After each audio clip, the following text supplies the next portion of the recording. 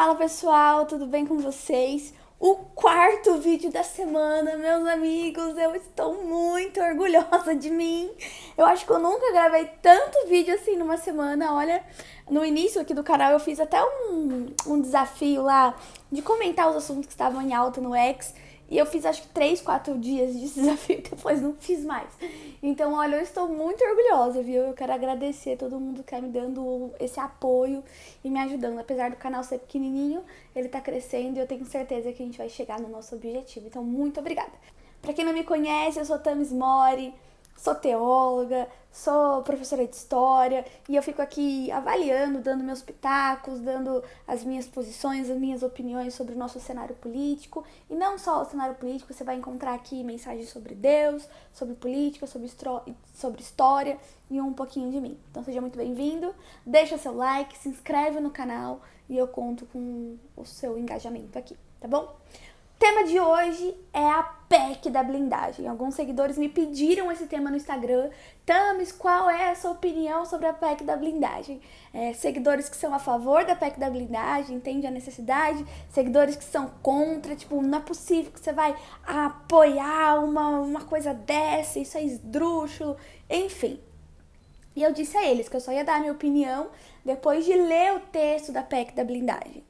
Depois de entender o que é essa PEC da blindagem, né, ou PEC da prerrogativa. Enfim, fui ler o texto, não só o texto em si, mas a análise de alguns cientistas políticos, de alguns analistas políticos, para entender a necessidade da PEC, o motivo da PEC e como funciona a negociação por essa PEC. De antemão, já adianto que ela é polêmica. Ela é uma PEC muito polêmica e eu encontrei certa dificuldade de me posicionar e entender o cenário por trás.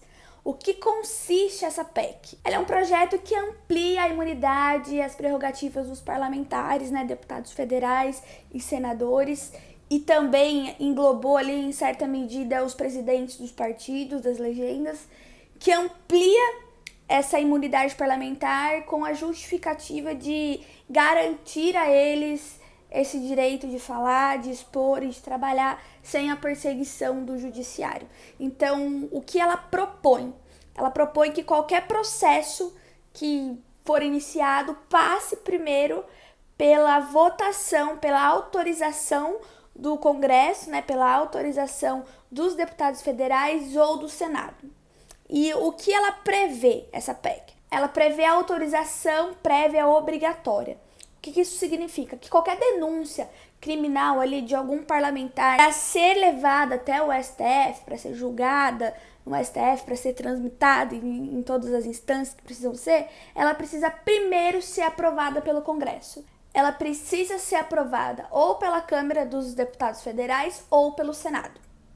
Esse ponto, que ao meu ver é um dos pontos mais problemáticos dessa PEC, é um ponto polêmico dessa PEC, em partes garante o direito e a segurança dos parlamentares que hoje a gente vê nitidamente sendo perseguidos pelo nosso judiciário, e eu não canso de falar isso. Nós estamos numa situação delicada, nós estamos vivendo hoje um poder desmedido por parte do judiciário, um poder desmedido, um desequilíbrio entre os poderes, entre os três poderes. Então, em partes, é compreensível que tanto os deputados federais quanto os senadores busquem essa segurança de poder falar, de poder falar, de poder votar, de poder legislar e aprovar sem que haja uma perseguição do judiciário. Então, em partes, isso é plausível. Se tivéssemos num cenário onde os poderes estivessem equilibrados e o judiciário estivesse ali brincando somente no seu parquinho, essa PEC seria completamente desnecessária. Completamente desnecessária.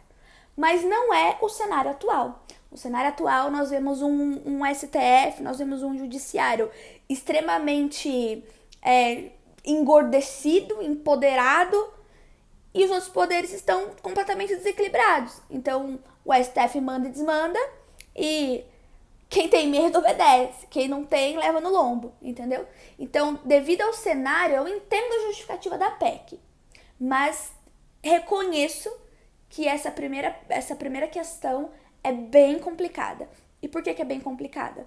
Porque você abre espaço para um país que já é corrupto ser ainda mais corrupto? Como que a gente vai garantir que as pessoas que forem ali surpreendidas na corrupção serão punidas? Essa PEC não prevê essa garantia. Então, nesse sentido é que eu acho problemático e deveria melhorar um pouquinho esse texto. Segundo ponto são a restrição às prisões. O que isso significa? Que prisão em flagrante só deve acontecer quando autorizada pelo Congresso, e se acontecer sem autorização prévia do Congresso, ela vai ser relaxada posteriormente. E, de novo, eu entendo a necessidade nesse ponto, a gente viu aí busca na casa de deputados federais, a gente viu busca na casa de Bolsonaro, na casa de militares, a gente viu busca doidado, Xandão fuçou a casa de todo mundo. Então, eu entendo esse ponto, mas é o mesmo problema do ponto anterior. Isso talvez abra prerrogativas para o crime organizado, prerrogativas para corrupção. Então, assim, é uma linha muito tênue entre o equilíbrio e manter os deputados seguros no seu falar e ser negligente com a corrupção. É uma linha muito fina. O terceiro ponto que a PEC prevê é a ampliação do fórum privilegiado. Não só para deputados e senadores, mas também para os líderes partidários.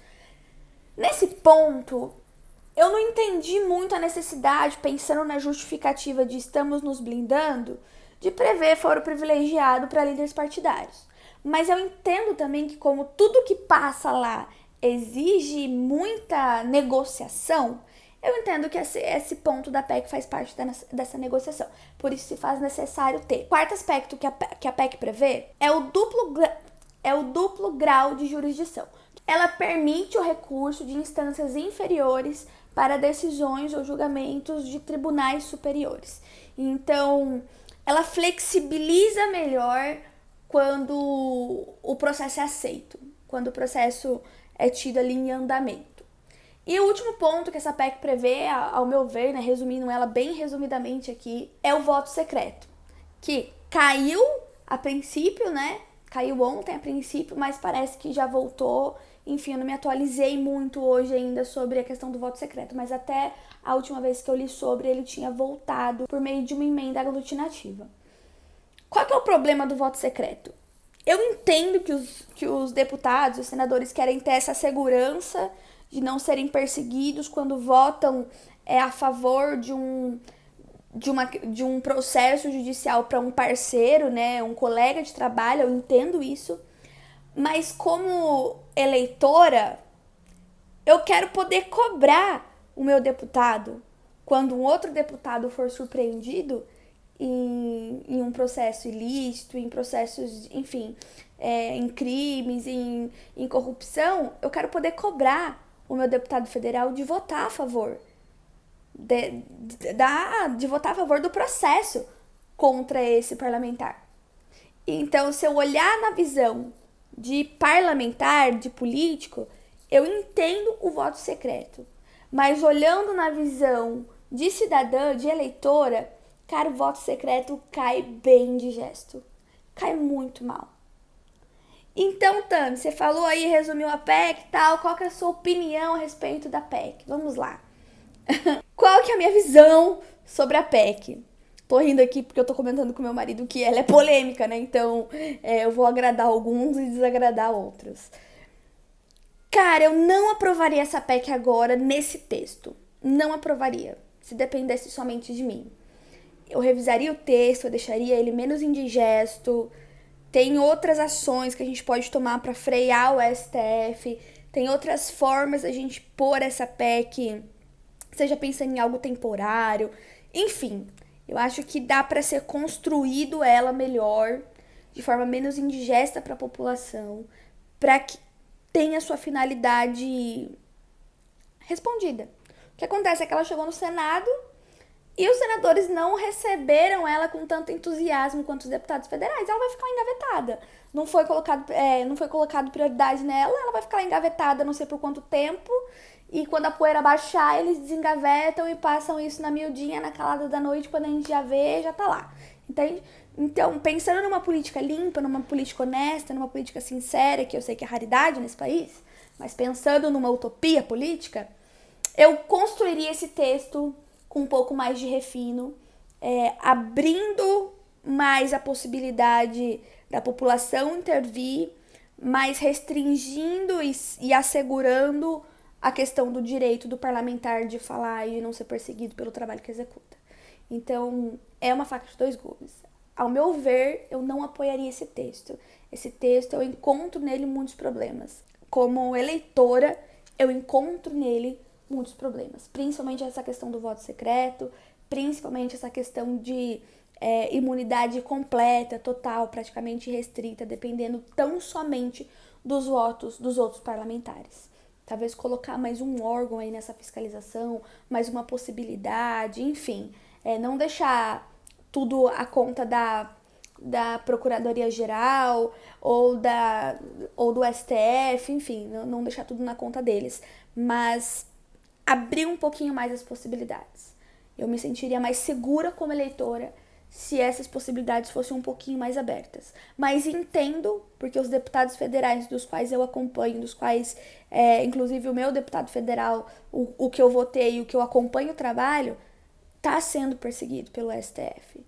Não só ele, a gente vê essa perseguição acontecendo em escalas muito menores. Na Câmara dos Vereadores, onde eu trabalho, essa perseguição acontece. Então, hoje tem uma narrativa instaurada no Brasil, tem uma ideologia instaurada no Brasil e os políticos que destoam dessa ideologia saem no prejuízo. A gente viu aí Bolsonaro sendo condenado num processo completamente legal, completamente cheio de defeitos e que não estão nem aí. Condenaram e ponto.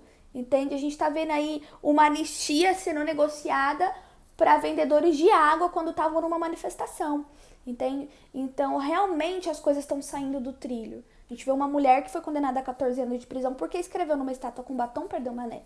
Então, realmente, o judiciário tá engrandecido a tal ponto de amedrontar ou de acuar os demais poderes. Então, eu entendo a necessidade da PEC. Mas eu construiria ela de uma forma que fique mais confortável, não só para o parlamentar, mas também para o eleitor. Essa é a minha opinião sobre a PEC. Eu já postei um vídeo com o Jones, postei agora, e aí eu vou editar esse vídeo da PEC, vou postar, então ele vai sair um pouco mais tarde mesmo. Mas enfim, para quem queria saber, esse é meu posicionamento a respeito da PEC da prerrogativa ou da PEC da blindagem, tá bom? Curta, compartilhe, deixa aqui sua opinião, se você concorda, se você discorda, o que você acha dessa PEC. Eu quero conversar com você e te ouvir, tá bom? Me siga também nas redes sociais, @tamismore, e a gente se vê por aí. Tchau, tchau!